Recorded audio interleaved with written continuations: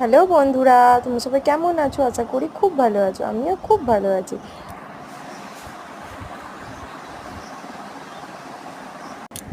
চলো বন্ধুরা, আজ তোমাদের সঙ্গে একটু ঘুগনির রেসিপি শেয়ার করি। প্রথমে আমি কড়াইটার আলুটা সেদ্ধ করে নিয়েছি প্রেসার কুকারে। এই যে পনিরটাকে প্রথমে কড়াই দিয়ে ভালো করে লাল লাল করে ভেজে তুলে নেবা। নিয়ে কড়াতে দিয়ে দেব জিরে, শুকনো লঙ্কা ফোড়নে।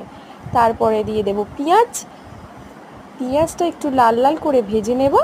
ভাজা হয়ে গেলে দিয়ে দেবো একটু টমেটোমটা একটু ভালো করে ভেজে নেবো। না হয়ে গেলে দিয়ে দেবো কাঁচা লঙ্কা বাটা, আদা বাটা, জিরে বাটা দিয়ে ভালো করে আদা রসুন কাঁচা লঙ্কা একটু দিয়ে ভালো করে নাড়াচাড়া করে নেব।